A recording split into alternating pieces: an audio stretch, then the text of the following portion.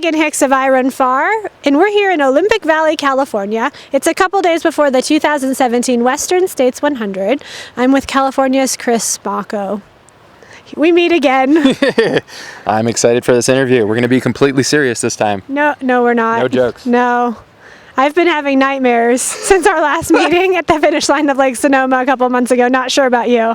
Well, I was prepared to get interviewed by Brian, and I got an email late last night saying that there was a switch, so all of my jokes had to completely rewrite them today, so we'll see if they land. Here we are. Yeah.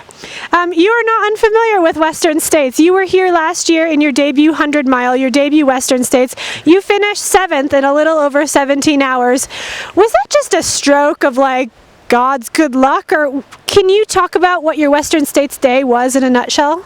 Absolutely, yeah. So I think the three words to summarize it would be under the radar. Yeah. Under the radar. I had a lot of... It's possible for somebody as large as life in personality and physicality as you to stay under the radar, sure. Yeah. So, I mean, I had confidence in myself that I could do well. My coach, David Roach, had a ton of confidence as well. So the goal going in was top 10. If we had a really good day, maybe 5th was a possibility, okay. But we're realistic that probably anything above that was a little too optimistic of a scenario. But wasn't getting any pre-race interviews. I probably shouldn't have showed up today for this because it's like, oh, now you want to talk to me. Yeah. And Come on, I Run Far. Can't you be friends when I'm a little man? And went into it with absolutely no pressure, and that's probably the best place you can be, because you can only exceed expectations after that. And ran very conservatively from the start. Actually, I was in a pack with DiNucci and some of the other guys who ended up in the top 10, and right about mile 5 had to take a break. What did you do on your breaks? Popped a quick squat at mile 5, and did not. That's all the details you're going to share after your details about urination in our last interview. I am waiting for the poop story. Okay, well, I mean, the lesson learned is do not eat carrots the night before, so okay. No more carrots. But that was Western States runners, please avoid. Don't do that. Yeah. But that actually was the best possible thing for me because I detached myself from the pack, and for the next 30 miles. Barely saw anyone. The only person I think I saw was Jeff Browning pass me in a blaze of glory as he was going to pick off runners. And it really just kind of put me in a nice mental state where I wasn't worried about staying with a pack of runners, and I could completely run my own pace. So through Robinson Flat all by myself, I think I saw somebody in the next 10 miles and I tried to hunt them down and I did not make any progress, and that was very frustrating. And I think I might have gassed it too much because going into Devil's Thumb around mile 40, I was completely spent. The quads were already shot. That's less than halfway through the race. That is very, very, very far from the halfway point. And so that was very discouraging. And I started running. I don't think this will be on the camera, but I was running knees inside, knees outside, trying to activate different parts of my quads. Please, something change, and nothing changed. And so I actually think I might have run slower down to Devil's Thumb than up it because my quads were destroyed. And so got to the top of that and was in a bad state of mind. Like, this is going to be a long day. And fortunately, it's kind of the theme for the day. You come back to life. And did your quads actually come back to life, or did you just survive them? I just survived them. So, yeah, I just survived them. I got to Michigan Bluff, and actually, I think the biggest thing that helped was Michigan Bluff. Got to see my crew for the second time. I got a butt slap from Amelia Boone, so that helped. Even though I did not acknowledge it or know that it happened, subconsciously. How can you not know it happened? When you're that deep, I was already in a dark enough spot that I did not even notice it. But got out of Michigan Bluff and then got to phase 2 of going into the dark place. And was walking through Volcano thinking, like, this is the worst possible day. It's hot. It's totally exposed. And I was like, this is going to be a very long day. And got very, very dark. But I was shocked that nobody was passing me. So you couldn't have been going that slow. I mean, I was walking. I don't know how much slower you can go than a walk. I mean, I have a good power hike, but it was not fast at the time. And so how'd you put yourself back together? Because 7th place in a little over 17 hours is not a walk home. Yeah. So I wish I could remember what happened, but it continued to get darker. I'm going to take a long time telling the story, but I need to make it clear that it was not. I'm still seeing my therapist about this. So. Yeah, it was very, very dark. It's like, why am I here? It was very dark. But getting out to Bath Road, Forest Hill, I started seeing other humans. And I passed David Laney and Chris Danucci. And first of all, David Laney, best legs in the business. I was like, are you serious? Hey, Dave. Yeah, this is incredible. So that gave me probably too much adrenaline boost there, too many endorphins, and really ran out of Bath Road. Okay. And got to Forest Hill. There were all these people, and it felt exactly like going through Wellesley during the Boston Marathon. Okay. And the only lesson that anyone tells you at the Boston Marathon is don't run too hard. Check your pace at Wellesley because you're probably going to go too fast. Okay. But I didn't do that. I kept on running hard and finally got back to Cal Street. And first of all, so this was my first time running Cal Street. I assumed I had 20 miles of pavement because Cal Street sounds like it would be a street. That's amazing. You really thought it was 20 miles of pavement? I'd only run about Such a noob. 20 miles of the course, so Amazing. so not good. That's And, so amazing. Like maybe call a friend who's done it. Yeah, that probably would have helped. Yeah. But I heard, these people, they run so fast. The marathoners, they can run so fast on this Cal Street. I did not. Chris repassed me. I think 2 or 3 other guys either passed me or we went back and forth. And it was a struggle down to the river. It was awful. And I think a lot of it had to do with heat, poor hydration, and the quads continuing to hurt. Okay. So it was like boom, boom, boom, punch, left punch, right punch. Patty O'Leary was pacing me at the time, and I think he left with like the most confidence ever that he could run Western States because he was like, this is so easy. Look how slow this guy is going. I'm like, he's crawling. I promise there were points when I was actually running quickly, but it wasn't there. But I think what saved the day was the river. Getting wet, getting in the river, cooling down. It made a huge difference. Okay. And at the moment, I was like, I need to get to the river. Everything will change there. And it didn't because you have that 2-mile climb back out to Greengate. And I was like, oh my gosh. But I got to Greengate and they said, hey, Sage is looking terrible. There's 3 other runners who aren't looking that good. And in a couple more miles, I was going to find out some other news, but did not find that out until mile 90. But once I got to 80, I knew, okay, 20 miles is a little bit more manageable. Let's start racing. And I'd been, recovering for the last 20, so I had something in the legs. Okay. And for the next 10 miles, it was Danucci, Kyle Piatari, and myself kind of yo-yoing back and forth. And it really helped forget about how much pain you were in because you were actually competing with people, which I wasn't doing for the first 80 miles of the race. And I get to mile 90 and somebody at an aid station's like, hey, you're about to catch him. And I was like, oh, Sage? And they're like, no, Jim. And I was like, are you sure? I thought he was done like 3 hours ago. Did you get that right? Yeah. And we just went nuts after that. We just took off, and the last 10 miles were very painful, but we ran what I thought was a pretty good clip all the way to the finish line, and it was just extremely motivating, passing runners who didn't look like they were going to pass you back. So really just helps continuing to move up during the race. So if anything, you might be asking, so what's your plan for this year? If anything, I hope that I have the ability. You just want to interview yourself? Yeah. Do you want to sit down and just grab another beer and I'll just talk to the camera for and so, Mom. I have a lot of alone time at my house, so I do a lot of I still have all my words to use for today, okay? So yeah, you can't undervalue the mental boost from passing a runner during a race. So if you're in the lead the whole time, it makes it pretty tough to do that. Sure. There's only one place to go. And so hopefully we have an opportunity to do that in the second half of the race. Before we talk about this year's race, I want to ask you a little bit about your last year of racing. Yes. We're coming on the end of June. We just passed the solstice. We're almost halfway through 2017. By my calculations, you have more than 250 miles of racing on your legs with 100 more to come this weekend. How are your legs feeling? Let's be honest. Great. I think I've run 20 miles this week, so feeling really fresh. Okay. I think people, when they see racing schedules, are like, oh my gosh, how are you racing that much? That's crazy. But when you approach a lot of those as basically long runs with support, and we talked a little bit at Sonoma about that, it makes it a little bit more manageable. So the one in Marin, the low-key race in Marin, even Utah, it was more about having a decent training week and then going into having a better long run. So I don't think there's that much difference between doing that where you're actually getting support or during the Western States training camp, there are all these people on day 2 when we stopped at Forest Hill, we're running all the way to the river. I'm like, are you serious? You're still going?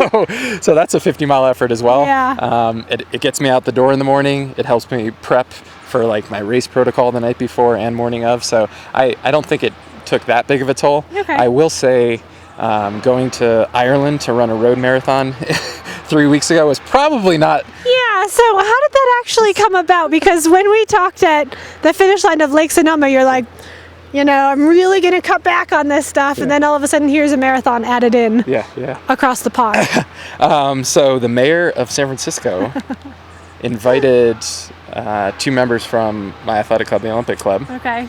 They said, hey, if anyone wants to go to our sister city, Cork, Ireland, we'll help kind of sponsor you to run there. And so I actually think I knew before Sonoma that I was doing that, but it was so low-key that it wasn't worth even bringing up, and I assumed nobody cared about road racing.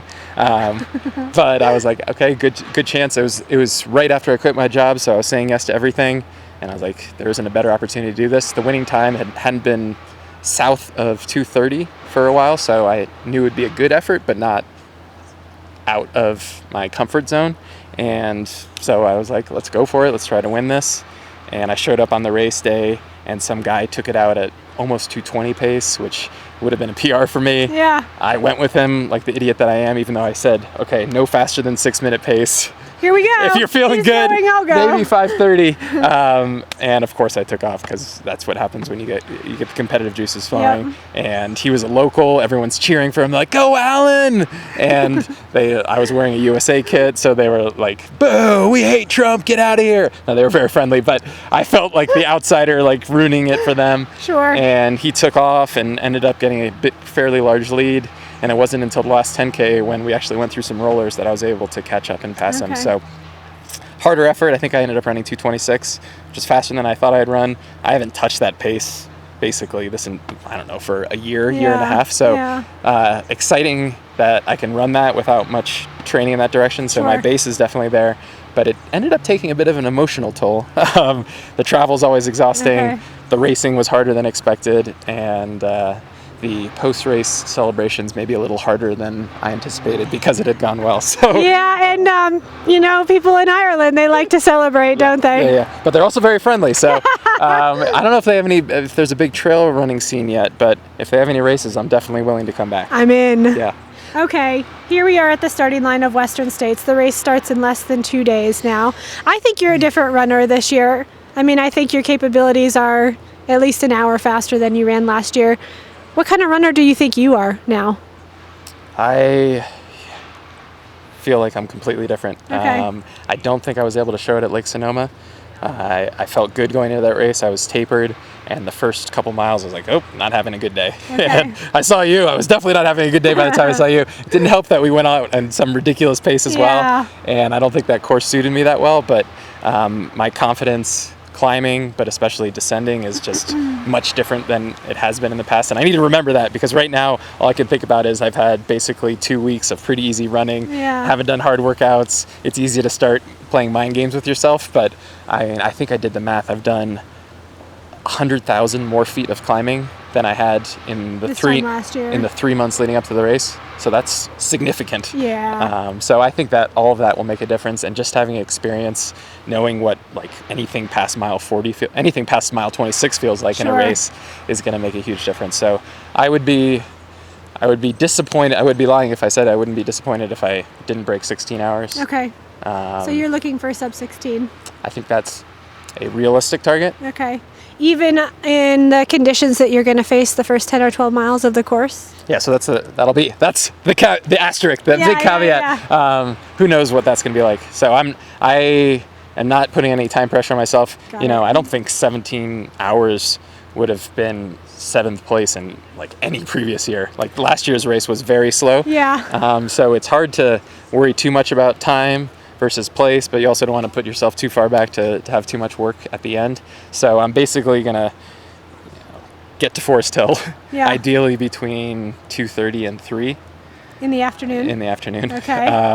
I always get the hours wrong. I told somebody, "Oh, be there at 1:30," but that'd be like a half an hour ahead of course record pace, so not that fast. Yeah. But I think that's a good zone. I think I was at almost 3:30 last year. Okay. So I think that's very doable considering the breaks and just how much harder it was for me last year. I mean, I just running the training camp and running the same section, obviously on fresher legs, it just felt so much easier. So I'm just, please have my quads for that section, and I think it'll go a lot better. So first 30 miles, I can't worry about it because who knows what that's going to be like. I think the most interesting thing is going to be these snow bridges. So apparently... like running over creeks and the stuff. creeks are melting the snow underneath, and so you could be running atop the snow and it'll just collapse. Okay. And so that could be interesting. So I'm debating about whether it's going to be better to be out front or actually be further back in the pack. Have a few people test it. A few people test it. Because I think something... Although almost all of them will weigh less than This you, is true. I think. This is true. Sorry, but Yeah. So when Jim passed me on the training camp, well, every training camp day, he was running on the snow, kind of like Legolas in Lord of the Rings, where he's just, and I'm the fat dwarf, just like, oh, this is so hard, and he's up on top, and I'm like, this is not fair. But you know. So good being 30 pounds lighter. But you know, whatever. I feel like that can be an advantage as well. So I was on the car ride up, I was convincing myself that running a 100-miler is not unlike a beer mile. And in what way? Stay with me here. Stay with me. Okay, one of my best beer miles, and I can talk about beer miles. I used to do them. I haven't done them for a while because they're not cool for 31-year-olds to be doing. The best beer miles I've done have not been when I've been the fittest, because when you're the fittest, your stomach is actually smaller, and getting the beer to fit in the stomach is harder. So one of my best ones was the morning of.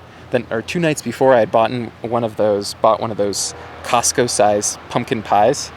They're literally $5.99, and they can serve like a family of 30 for a week. They're huge. And I think I had friends over, or maybe I told myself I had friends, but I had half left, and I was stressed out about this beer mile. I don't know why. And I ate the other half the morning of the race, and it was probably, I don't know, 2,000 calories worth of pumpkin pie, and I'm convinced that it expanded. I'm convinced that it expanded my stomach in a way that I was able to handle the beer better, or just the sugar, the pure sugar, kind of boosted me. So that's the way I'm approaching this race. So I've trained my stomach to handle pretty much anything right now. Are you eating pumpkin pie on Saturday morning? I'm not eating pumpkin pie, but I failed the Cool Whip test. On Sunday we had shortbread and Cool Whip and strawberries for Father's Day celebration at our house, and there was about a half a carton of Cool Whip left. Cool Whip, as they say in Family Guy, and it was sitting there just staring at me all week. And I said, "Chris, you're stronger than this. You're not going to eat it. You're mentally strong." And I was like, "This is like the Cool Whip test. If I can not eat this, then I know I'm mentally prepared." Amazing. And this morning I ate the whole thing. You did? Just spoon. I'm stressed. I can't do this. But I think it's going to help. Deep down, it's got to help. It's got to help. It's got to help. That extra 1,500 calories. Yes, absolutely. Going to be using it in the canyons. Yeah. My last question for you. You talked last year about maybe going too hard in different places, and I hear you in this interview talking about competitive juices and trying to ward those off. I mean, there's a certain guy who's said that he has plans to race pretty fast and that he's going to put himself at the front of the pack straight away. And there are no doubt going to be other gentlemen who try to emulate that and at least stay in contact. How are you going to run your own race, given that that's happening and you do have these competitive urges going on inside of you, knowing what you know from your Western States last year? How are you going to run your own race? It's going to be tough. Yeah. It's going to be, I'm telling you now, I'm going to run my own race, and I've written about it, and I've talked about it, and But are you going to do it? I don't think there has been a race where I have run my own race. Okay. I always do something wrong. Okay. I'm hoping this is the exception because I know how badly the second half. There's a chance. There's a small chance. I have to keep myself in contention, but the way that I see it is, when you get to Forest Hill, you still have 38 miles to go. Yeah, it's a long way. And if you're I feel like I probably averaged 10-minute pace from there to the finish. If I'm having a good day and can average 9-minute pace Yeah. or 8-minute pace, Yeah. then you're talking about an hour difference, hour and a half. And so it's either go out a little harder and hold on, or save something, and either the hot weather or the snowy, muddy stuff at the beginning might have an impact on runners. Sure. But if I execute my plan and the best that equates to is 8th place, then that's as good as I could do. Yeah. But hopefully, the training will get me to Forest Hill feeling really fresh.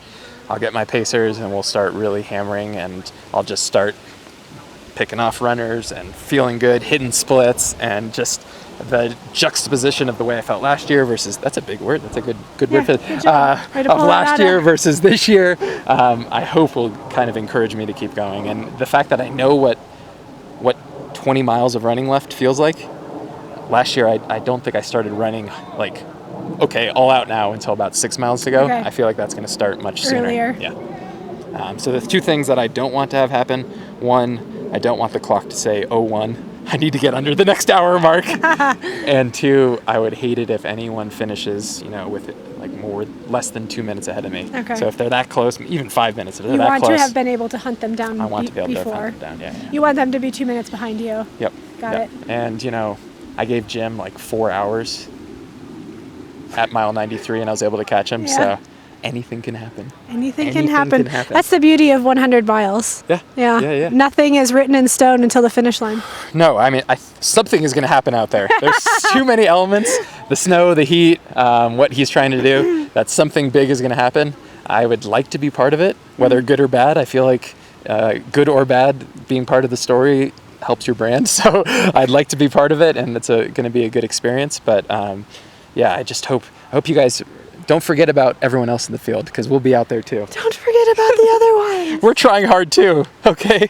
But yeah, there's an amazing women's race. What Jim's trying to do is going to be super exciting. So if anything, it's going to bring more exposure to the sport, which Sure. rises all boats. The tide rises. Yeah. I think Yep, that's, you're I think there. That's the line. You I think got that's it. The line. Yeah. That's the line. Yeah. I haven't spent a lot of time at the ocean, so I don't know the sayings. All right, Chris. Well, it's always interesting to speak with you. Mm-hmm. And I wish you the best of luck in running your own race on Saturday. Thank you. Now can I finish with my pitch? My hat pitch now? Yeah, Okay. quickly. So huge announcement. Oh, The Mocko Show hats. We have a new Mocko Show hat, We? reprinted. We? So we printed hats for last year. who's we? I mean, we're talking about the Mocko show. Yeah. So when I talk about the Mocko Show, I have to talk. I don't know what we is. What person is that? Well, that's like you and your You and friends. others. Yeah. I feel uncomfortable being like I am doing this, so it's we. Okay. We. But it's my crew. It's Got my it. landlords, Your landlords. who are also my crew. So. Awesome. Chris and Caroline, thanks for being out here again. And we have new hats. Okay. And they have these cool hashtags. Can you please read the hashtags on the hat? Costco for Mocko, hashtag basement life, and hashtag team fatty pancake. I mean Yes. pancake. Yes. So these will be on sale, obviously, after the race. Oh, But there's a little bit of a twist. Chris, Do you want to know what the twist is? you gotta shorten your pitch, buddy. Elevator pitch. So I have a very slow elevator in my gym, so I can speak for a long time on it. People are trapped with you for hours. The price of these will go up based on my position. Okay. So you should buy the stock low and hope that it increases, There you because if I crack the top 10, price immediately jumps up. So get your orders in early. Get your orders in early. And tomorrow we also will have a fairly big announcement concerning what I'll be running in. But Oh, well, you just announced we it can by save wearing that. it. We can save that for tomorrow. Who knows what Okay. it's going to be? Wow, who is Chris Mocko running for? I just can't tell. My only other question for you Oh, is: there going to be a post-race interview, and when do those happen? well, we generally interview the podium at the Sunday Awards ceremony. Okay. So just, put that on your to-do list, Okay. but run on the podium first. Okay. That sounds great. There you go. There's your challenge. The final thing I'll close with because I feel like You have occupied we're a little under time. We're about 10 minutes under the record. We could We're split about this three up. We three could split times. this up into like 4 sections so that You get more realize ad each revenue. extra minute that you speak is extra minutes of work processing your interview. I'm just saying. Like, do you want me to sleep tonight? Thanks, Chris. What do you have to say? So last year went fantastically well. I finished 7th. I was on the podium. I guess podium. I was in the top 10. Mm-hmm. I was the only unsponsored athlete in the top 10. This year, regardless of outcome, I've already had a much better campaign. So going into it, it's important to have some perspective about where I've come from, and I mean, you've alluded to it as well. So I'm just super excited to be out there, and if this year doesn't go well, I'll be back next year. But I really hope there's some fireworks at Placer High and it goes well. And if you're on the track cheering, please stay out of lane 1 because I'm going to want to close. And that's where we're ending. There we go. Don't get in his way on the Placer High track. Thank you. Good luck, Chris. Thank you so much, Megan. Bye. I've been in a